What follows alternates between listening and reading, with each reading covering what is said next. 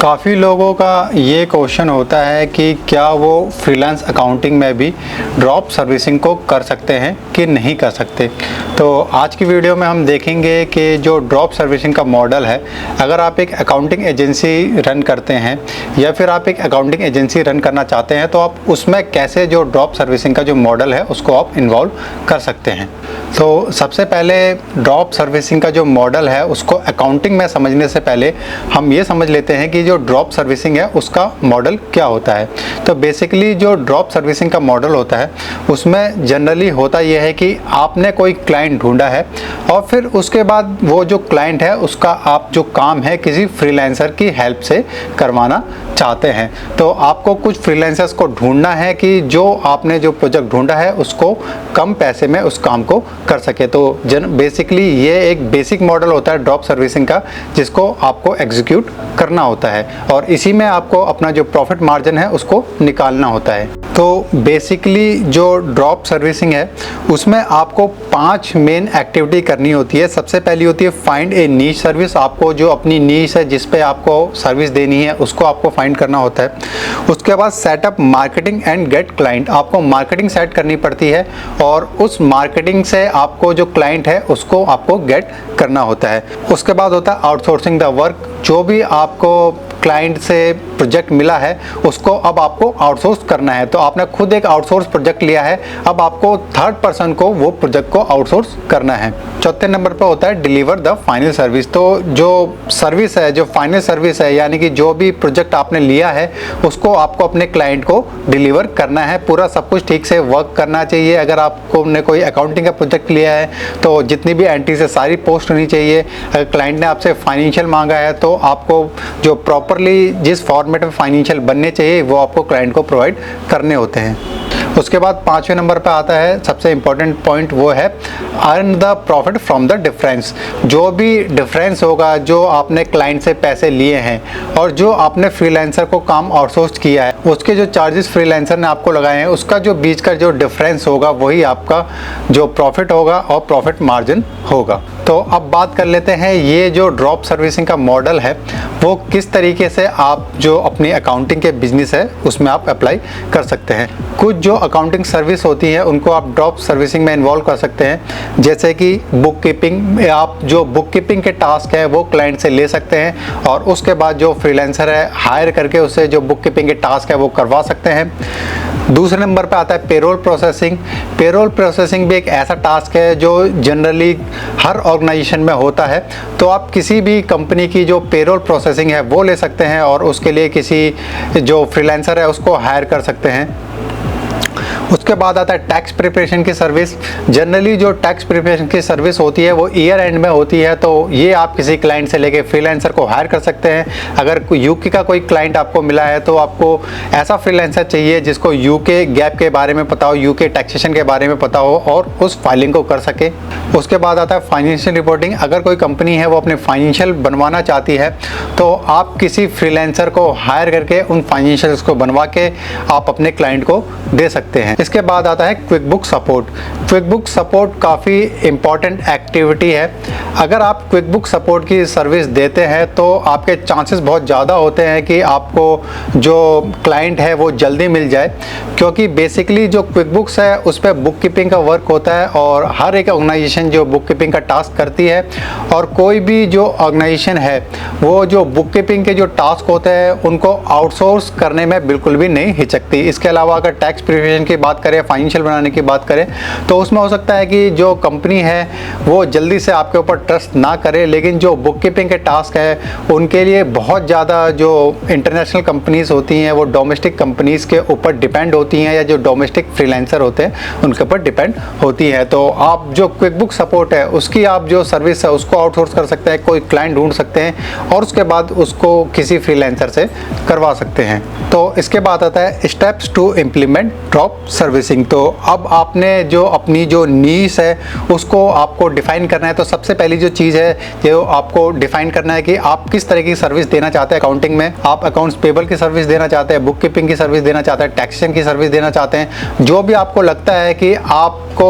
जिसके बारे में पता है या जिस काम के लिए जो ड्रॉप सर्विसिंग है वो आपके लिए ईजी रहेगी उस नीश को आपको चूज़ करना है। उसके बाद दूसरे नंबर पे जो आपको करना है वो करना है, आपको एक कॉम्पिटिटिव जो प्राइसिंग है वो आपको रखनी है। आप जो मार्केट है उससे ज़्यादा प्राइस भी, ओवर प्राइस भी नहीं कर सकते, और अगर आप कम प्राइस करेंगे तो आपको जो मार्जिन है वो नहीं मिलेगा, क्योंकि फाइनली जो टास्क है वो आपको किसी फ्रीलांसर से कराना है।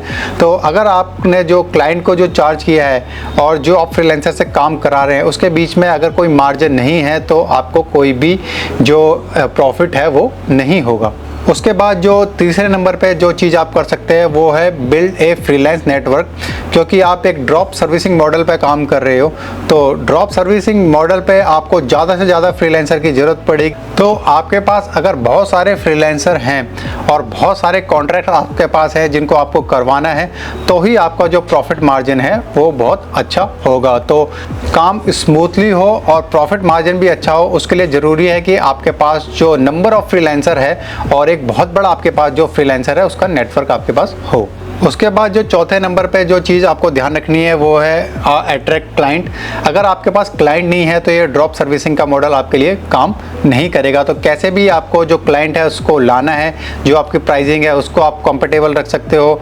इसके अलावा आप टेस्टिमोनियल क्रिएट कर सकते हो।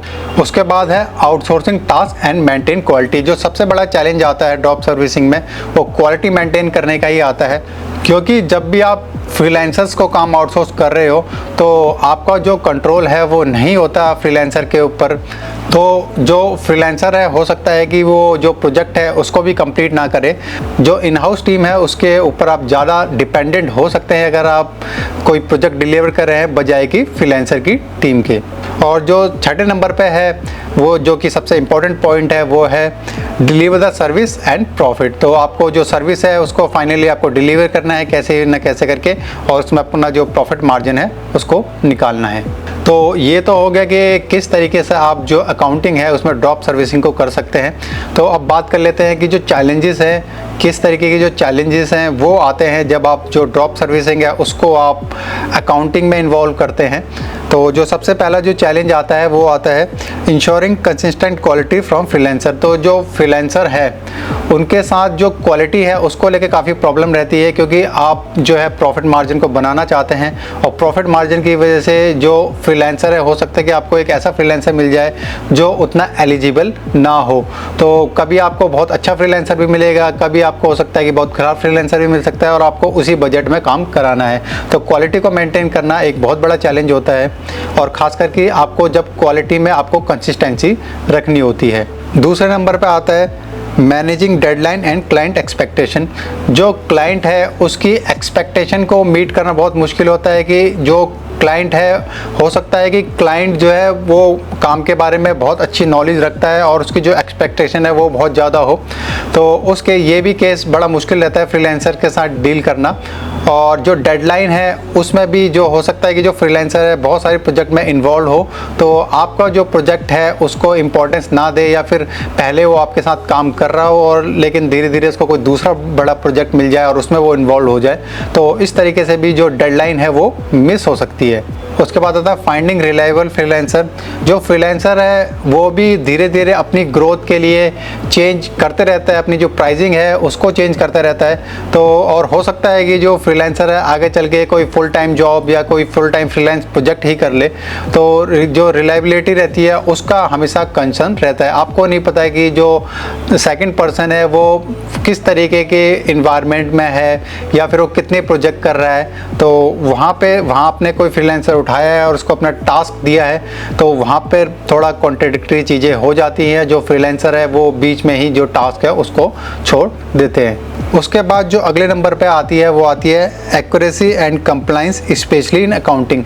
अकाउंटिंग में जो कंप्लाइंस होती है वो काफ़ी इम्पॉर्टेंट होती है, और कंप्लाइंस को मैनेज करना हर किसी के बस की बात नहीं होती है। तो जनरली हो सकता है कि जो क्लाइंट है वो आपसे कोई कंप्लाइंस मैनेज कराना चाहता है, और जो कंप्लाइंस है अगर उसमें कोई गलती होती है तो जो कंपनी है हो सकता है उसको बहुत हैवी पेनल्टी पे करनी पड़ जाए। तो आपको एक ऐसा फ्रीलांसर ढूंढना होता है जो स्पेसिफिकली उस फील्ड में नॉलेज को और बहुत अच्छी पकड़ को रखता हो। तो ये बहुत चैलेंजिंग हो सकता है, स्पेशली जो कंप्लाइंस वर्क होते हैं उनमें।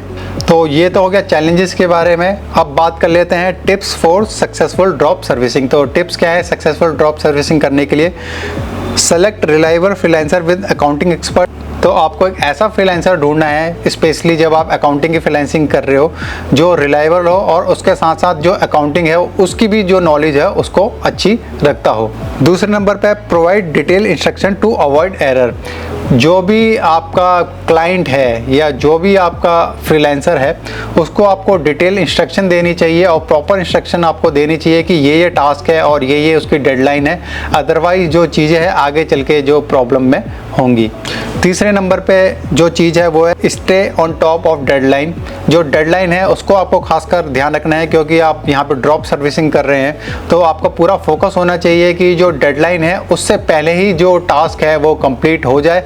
अगर वो टास्क कंप्लीट नहीं हो रहा तो आपको किसी अदर फ्रीलांसर को ढूंढना चाहिए और उस टास्क को असाइन करना चाहिए और जो चीज़ें हैं वो फ्रीलांसर के साथ क्लियर करनी चाहिए। और उसके बाद जो चौथे नंबर पे चीज़ आती है वो आती है मेंटेन ट्रांसपेरेंसी विद क्लाइंट। जो क्लाइंट है उसके साथ आपको ट्रांसपेरेंसी मेंटेन करनी चाहिए। आपको जो क्लाइंट है पूरा एक्सप्लेन करना चाहिए कि आप जो ड्रॉप सर्विसिंग मॉडल है उस पर आप काम कर रहे हो और जो ये सर्विस है आप किसी फ्रीलांसर से करवाने वाले हो या जिससे भी आप करवाने वाले हो।